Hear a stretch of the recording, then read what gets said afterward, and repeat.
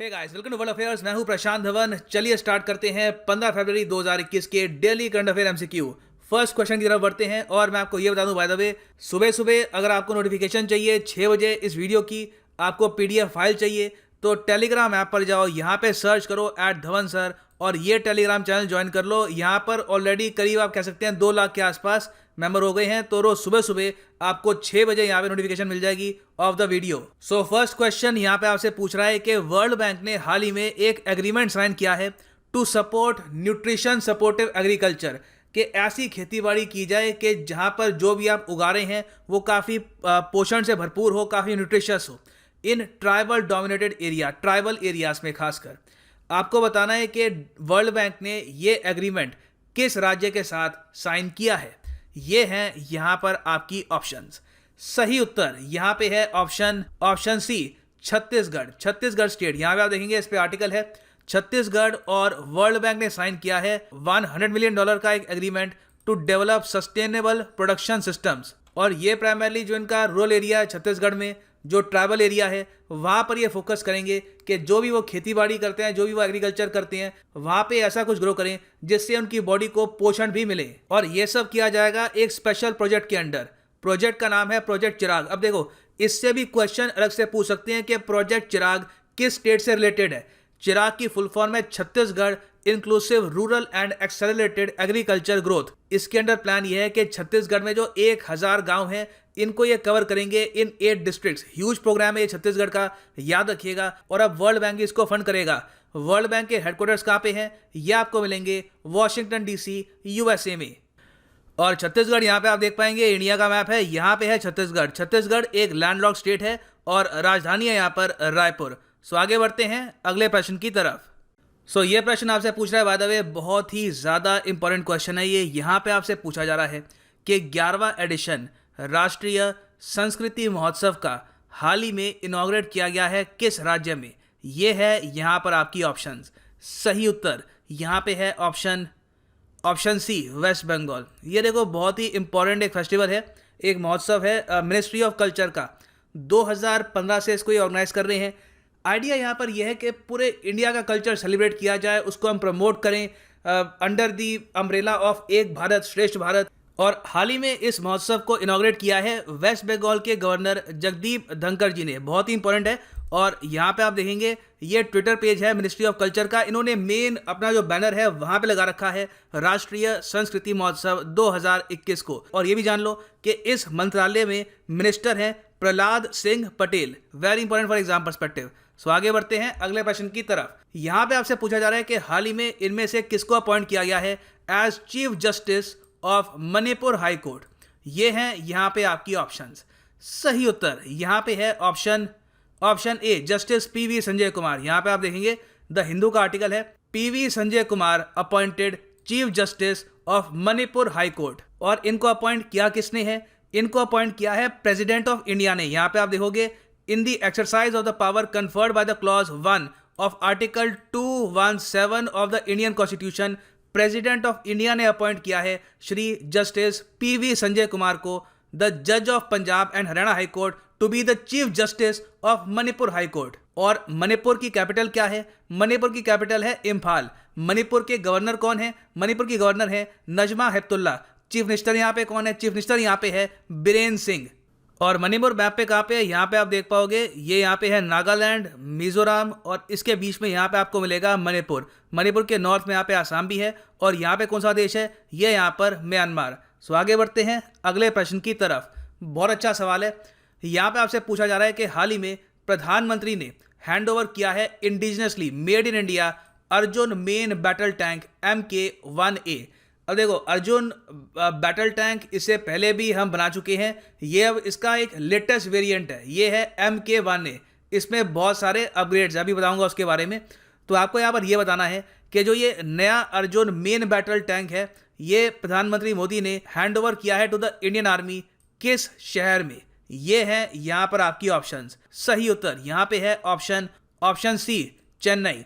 और यहाँ पे आप देख पाओगे ये है Arjun main battle tank. DRDO ने इस पर बहुत काम किया है। पीछे आप देख पाओगे डीआरडीओ का लोगो है, ये पीएम मोदी यहाँ पर। और ये जो पूरी सेरेमनी है यहाँ पे आप देख पाएंगे। ठीक है, ये है Arjun main battle tank MK1A। और आर्मी को टोटल 118 यूनिट्स मिलने वाले हैं of the main battle tank Arjun. और जो इसका पुराना वेरिएंट था उसके कंपैरिजन में इसमें आपको मिलेंगे टोटल 14 मेन अपग्रेड्स। एक और खास बात यह भी है कि इससे पहला जो वेरिएंट था उसमें करीब जो इंडिजिनस कंटेंट था, मतलब कि कंप्लीटली मेड इन इंडिया जो कंटेंट था वो था अराउंड 41%। इस बार ये जो कंटेंट है ये 50% के भी ऊपर है, टोटल 54.3% है यहाँ पर इंडिजिनस कंटेंट। और इसको डेवलप किया है डीआरडीओ ने with the help of CVRDE। ये क्या है? ये है combat vehicles research and development establishment. Arjun main battle tank project DRDO ने शुरू किया था 1972 को, और अब हम देख रहे हैं कि इसका अपग्रेडेड वर्जन रेडी हो चुका है। तो बहुत इंपॉर्टेंट है ये एग्जाम पर्सपेक्टिव के लिए, इसको याद रखना। सो आगे बढ़ते हैं अगले प्रश्न की तरफ। यहाँ पे आपसे पूछ रहे हैं कि भारतीय सरकार ने डिसाइड किया है कि ये यहाँ पे रीसेटल करेंगे सब कश्मीरी पंडित्स को कश्मीर वैली में किस साल तक। ये हैं यहाँ पे आपकी ऑप्शंस। तो सही उत्तर यहाँ पे है ऑप्शन बी 2022। हमारे होम मिनिस्टर ने पार्लियामेंट में खड़े होकर हाल ही में ये कहा है कि 2022 तक प्लान ये है सरकार का कि जो भी कश्मीरी पंडित्स हैं इनको वापस ये रीएस्टैब्लिश करेंगे कश्मीर वैली में। इस टॉपिक पर बाय द वे मेरी एक वीडियो भी आएगी आज 10:30 बजे, उससे भी आपको काफी आइडिया मिलेगा इस टॉपिक के बारे में। आगे बढ़ते हैं अगले प्रश्न की तरफ। यहाँ पे आपसे पूछ रहे हैं कौन सा राज्य बहुत ही जल्द बन जाएगा पहला राज्य देश का जो प्रेजेंट करेगा पेपरलेस बजट। देखो, बजट तो होता है एक सेंटर का, उसके अलावा स्टेट्स अपना भी बजट प्रेजेंट करती हैं अपनी रिस्पेक्टिव असेंबली में। तो यहाँ पे सही आंसर है ऑप्शन डी उत्तर प्रदेश। उत्तर प्रदेश चाहता है कि बहुत ही जल्द ये बन जाए देश का पहला राज्य जो प्रेजेंट करेगा पेपरलेस बजट। इन्होंने अनाउंस कर दिया है ये करना चाहते हैं ये सब, और इनकी अगर तैयारी सही गई तो 18 तारीख को आप देखोगे 18 फरवरी को यूपी प्रेजेंट करेगा एक पेपरलेस बजट। ये पूरा बजट जो है इसका जो स्पीच है ये पढ़ा जाएगा एक टैबलेट पर। जो बाकी यहाँ पर MLA हैं उनको बताया जाएगा कि किस तरीके से ये पेपरलेस बजट काम करेगा। तो काफ़ी एक न्यू एक्सरसाइज है और अच्छी बात है कि पूरा देश ही अब धीरे धीरे बढ़ रहा है टुवर्ड्स पेपरलेस बजट। और इस कोची रिफाइनरी की खास बात यह है, यहाँ पे आप देख पाओगे ये जो ग्राफिक है ये रिलीज किया है इंडियन गवर्नमेंट ने। यहाँ पे लिखा है कि Kochi refinery now becomes first refinery in the country to produce niche petrochemicals that are currently being imported. कुछ पेट्रोकेमिकल प्रोडक्ट्स थे जो अभी भी हम इंडिया में नहीं बना रहे थे। ये प्रोडक्ट्स बनते कैसे हैं? कच्चे तेल को रिफाइन करके। तो अभी भी जो ये प्रोडक्ट्स हैं ये हम इंपोर्ट कर रहे थे, मगर अब इस रिफाइनरी के बनने के बाद अब ये जो प्रोडक्ट्स हैं ये भी हम बनाएंगे इंडिया में। तो आत्मनिर्भर भारत के लिए ये काफ़ी अच्छा इनिशिएटिव है, इसको आप याद रख सकते हैं। सो आगे बढ़ते हैं अगले प्रश्न की तरफ। यहाँ पे आपसे पूछ रहे हैं who has become the first Indian to head Volvo Cars India in India. तो देखिए यहाँ पे सही उत्तर है ऑप्शन सी ज्योति मल्होत्रा।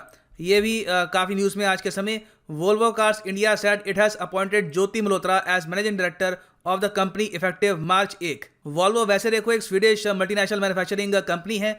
इनका जो इंडिया का एम्पायर है, जो इंडिया का इनकी कंपनी है, उसका हेड बनाया गया यहाँ पर ज्योति मल्होत्रा को। सो आगे बढ़ते हैं अगले प्रश्न की तरफ। यहाँ पे आपसे पूछा जा रहा है कि मिनॉरिटी अफेयर्स मिनिस्ट्री ऑर्गेनाइज करने वाली है 26 हुनर हाट को, इनमें से किस जगह पे।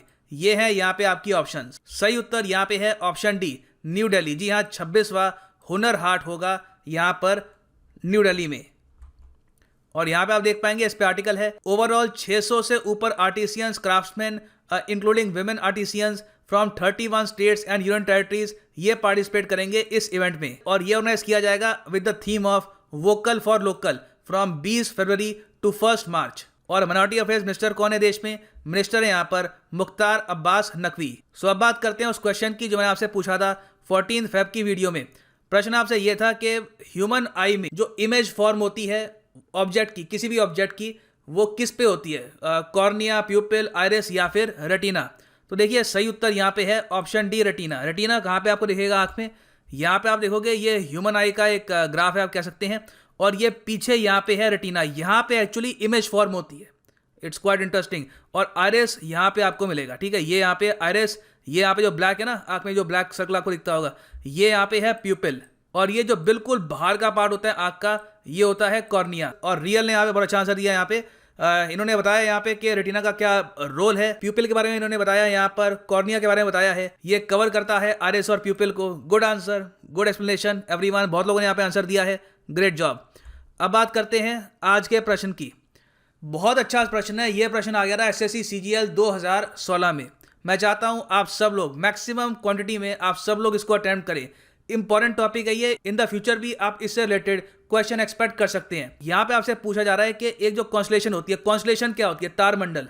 आपने देखा होगा आसमान में काफी बार तारे एक सर्टन पैटर्न बना देते हैं, उसको हम कहते हैं कॉन्स्टलेशन। ये pattern of course human imagination से बनता है, ठीक है, कि हम मानते हैं कि ठीक है ये एक पैटर्न बन गया यहाँ पे।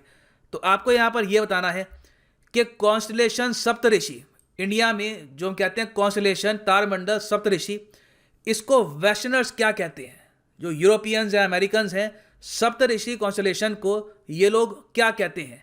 7 monks, Alpha Centauri, Big Dipper या फिर स्मॉल बियर? अच्छा सवाल है, टेस्ट करेगा आपकी नॉलेज को।